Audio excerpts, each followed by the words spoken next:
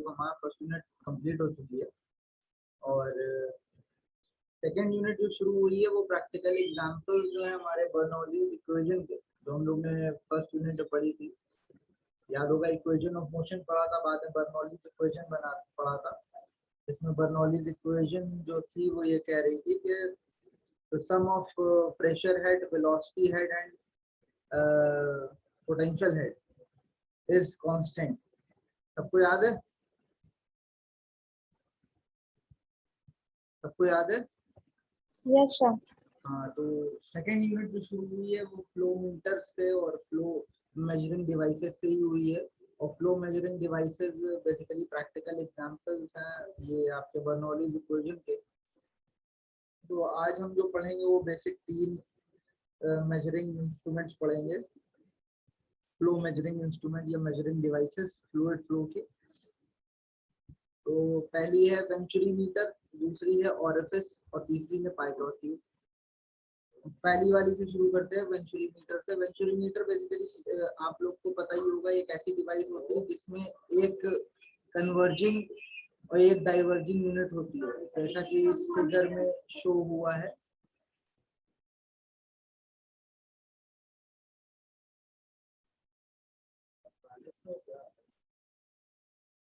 Venturi meter basically use होता है rate of flow को निकालने के लिए थ्रू अ पाइप। जब हम किसी पाइप के through rate of flow, discharge जिसे कहते हैं क्यू, जिसको हमने इनिशियली एक बार आप लोग को बताया भी था, Q equals to A1 V1।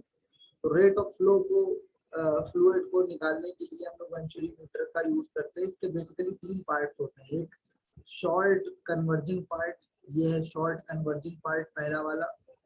दूसरा है थ्रोट, जो एक फ्लैट पार्ट है बीच में। और तीसरा है diverging part, this is the diverging part. ये आपका शॉर्ट कन्वर्जिंग पार्ट है, बीच में थ्रोट है, ये डाइवर्जिंग पार्ट है। It is based on principle of Bernoulli's equation. इसका एक्सप्रेशन कैसे निकालते हैं? हमारा दो हमने इसमें पॉइंट्स ले लिए हैं 1 और 2, जिसके बीच में हमें फ्लो निकालना है। डायमीटर ऑफ इनलेट, ये हमारा इनलेट है, ये हमारा आउटलेट है। डायमीटर ऑफ इनलेट D1 ले लिया हमने, यहाँ पे प्रेशर P1 ले लिया है, वेलोसिटी यहाँ पे V1 ले लिया है। तो इसका एरिया हो जाएगा π/4 D1 स्क्वायर। और दूसरा जो हमने सेक्शन लिया है वो थ्रोट पे लिया है। थ्रोट का डायमीटर स्मॉल d2 ले लिया है, इस पे प्रेशर P2 ले लिया है, वेलोसिटी V2 और एरिया A2 ले लिया है। तो हमें पता है बर्नौलीज इक्वेशन जब हम अप्लाई करेंगे तो P1 अपॉन रो जी, मतलब pressure head plus velocity head plus potential head, इन तीनों का जो सम होगा that will be equal in both the sections 1 and 2।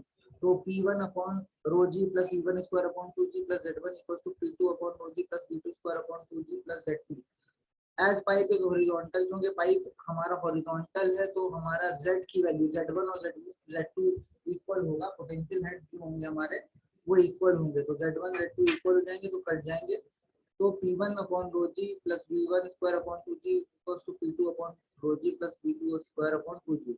यहाँ से हम जब P2 अपॉन रो जी को इधर ले आएंगे और V1 स्क्वायर अपॉन 2G को इधर ले आएंगे इंटरचेंज करके, तो हमें प्रेशर का डिफरेंस मिल जाएगा। प्रेशर का डिफरेंस हमारा होगा P1 minus P2 upon rho G constant है, इक्वल्स टू हमारा H होगा, that will be the height of, यहाँ पे जो राइज कर रहा है हमने इस डायग्राम में दिखाया है, जिस तरह हाइट राइज कर रही है वही प्रेशर होगा हमारा, प्रेशर का डिफरेंस होगा, it will be equals to H। और हमें पता है फ्लो क्या होता है, A1 into V1, Q equals to या discharge equals to A1 into V1, A1 V1 equals to A2 V2, क्योंकि हमारा फ्लो लगातार बना हुआ है। तो मतलब V1 equals to A2 V2 upon A1।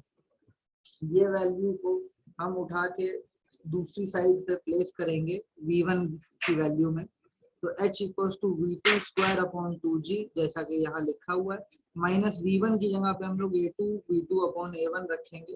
और इसको जब हम सॉल्व करेंगे तो V2 square upon 2G common आ जाएगा और अंदर बचेगा A1 square minus A2 square upon A1 का स्क्वायर। फर्दर जब इसको हम जो है ना वेलोसिटी निकालने की कोशिश करेंगे तो हम वेलोसिटी को एज अ सब्जेक्ट बनाएंगे V स्क्वायर को, और बाकी 2g को ऊपर ले जाएंगे तो 2gh हो जाएगा, बाकी और क्रॉस मल्टीप्लाई करेंगे तो a1 square upon a1 square minus a2 square. यहाँ से जब वेलोसिटी निकालेंगे तो वेलोसिटी आ जाएगी, हमें न्यूमेरिकल्स में जो निकालने को आता है वो यही सब निकालने को आता है, या तो वेलोसिटी निकालने को आएगा एट पॉइंट 2, या कहेगा डिस्चार्ज निकालिए q। ठीक है, तो v2 इक्वल्स टू a1 का स्क्वायर का अंडर रूट करेंगे तो a1 बचेगा upon under root a1 square minus a2 square whole under root में रूट 2gh बचेगा। तो ये हमारी वेलोसिटी आ जाएगी एट पॉइंट 2। अगर हमें वेलोसिटी एट पॉइंट 1 पता है और वेलोसिटी एट पॉइंट 2 निकालनी है तो हमें उसके लिए पता होना चाहिए दोनों सेक्शंस के एरिया, और हमें जो प्रेशर की वजह से जो हाइट राइज की है h वेंचुरी मीटर में वो हमें पता होनी चाहिए, वो हमें क्वेश्चन में न्यूमेरिकल में दी होगी। डिस्चार्ज जो है वो q equals to a2 v2 होता है, a2 ऐसे रख देंगे, v2 की जगह अभी जो हमने ऊपर निकाला है ये वैल्यू v2 की वो रख देंगे, डिस्चार्ज की वैल्यू वहीं आ जाएगी a1 a2 upon under root a1 square minus a2 square multiplied by under root 2gh।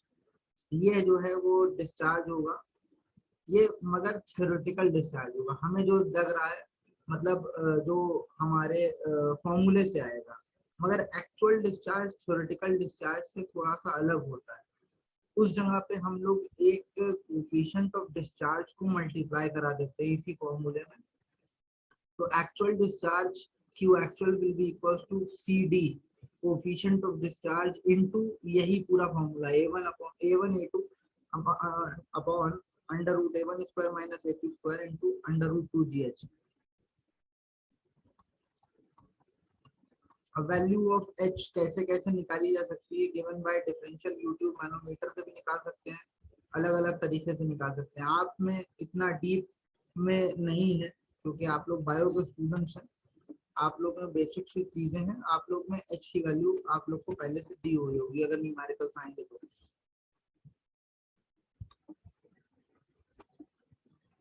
जैसे मान लीजिए अलग न्यूमेरिकल लेते हैं और horizontal venturi meter with an inlet and throat diameter, मतलब a1 d1 दिया हुआ है और हमें d2 दिया हुआ है थ्रोट डायमीटर, सेक्शन 1 और सेक्शन 2 के डायमीटर दिए हुए हैं respectively is used to measure the flow of water.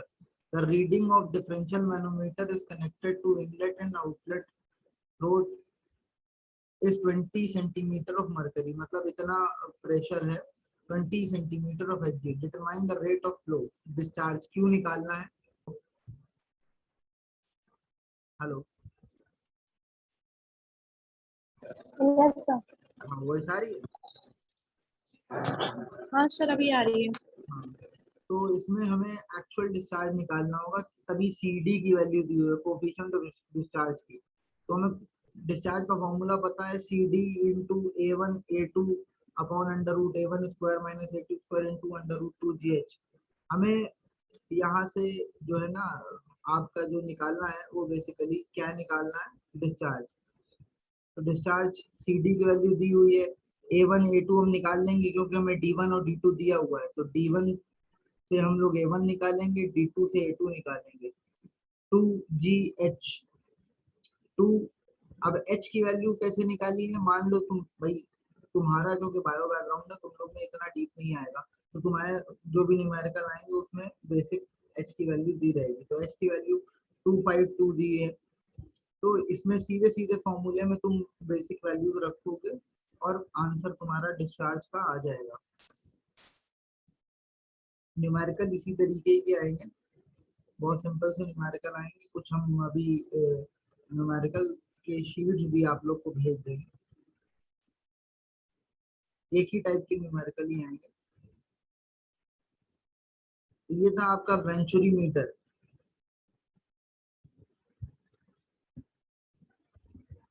Inclined वाले आपके सिलेबस में नहीं है, आपके में हॉरिजॉन्टली वेंचुरी मीटर सिलेबस में।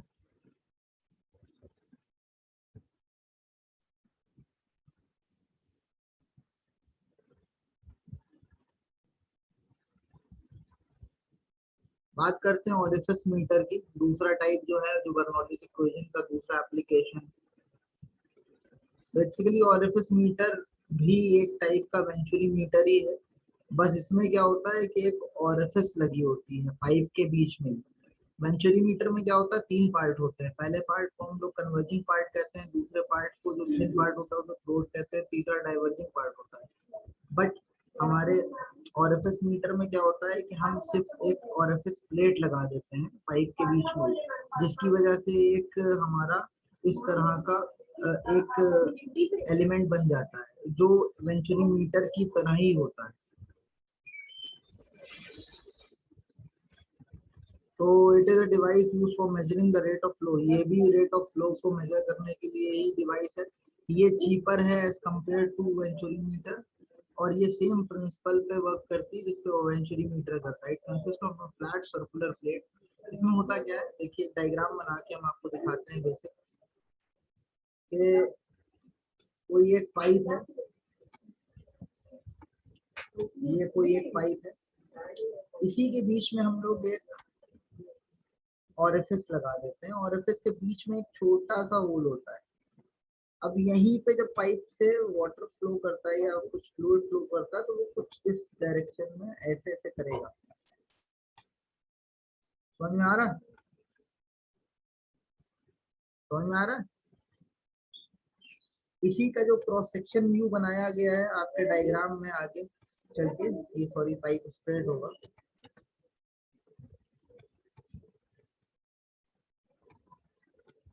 उसी को जो बनाया है वो कुछ इस तरीके से आपको आगे चल के शो किया गया है। ये ऑरिफिस प्लेट, ये जो ये शीट लगाई है हमने ऑरिफिस प्लेट, उसको कुछ इस तरीके से शो किया गया है ताकि यहाँ से पाइप में वाटर यूं करके इस तरह से फ्लो करे। ठीक है, ठीक है। Hello, yes sir.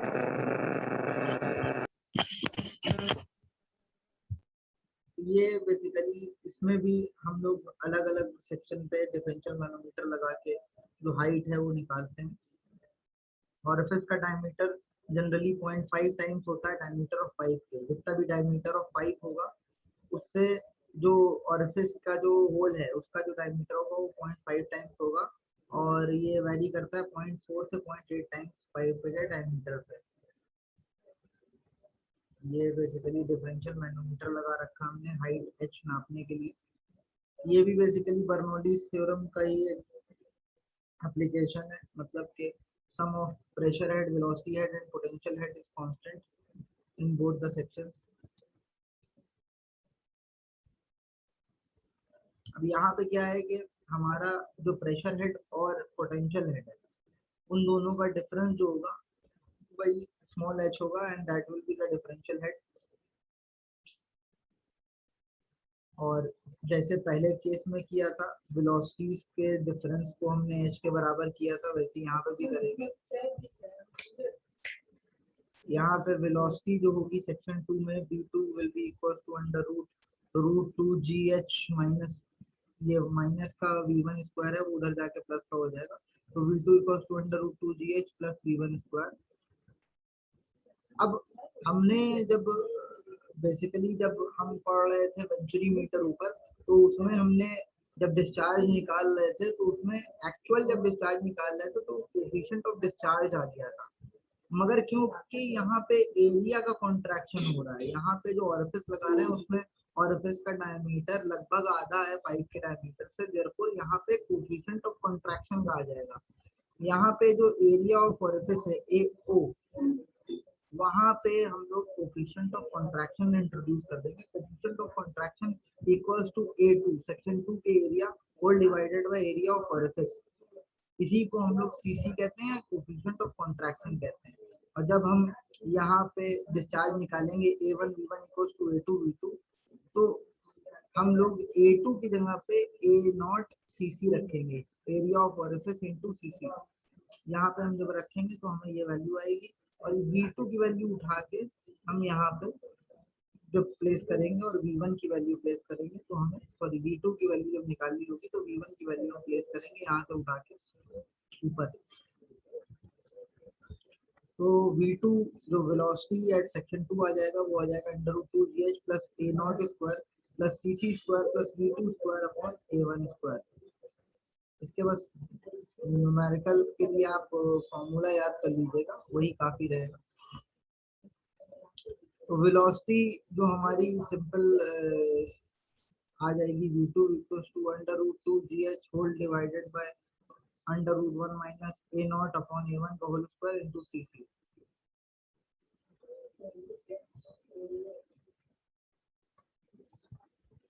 अब क्योंकि हमारा जो है ये the expression is simplified by using, क्योंकि कोफिशिएंट ऑफ डिस्चार्ज बेसिकली होता है हमारा कोफिशिएंट ऑफ कंट्रैक्शन के इनटू जो हमारा जो एरिया है इसका without contraction whole divided by contraction के, उसके बराबर ही है। तो यहाँ पे यही दिखाया गया है।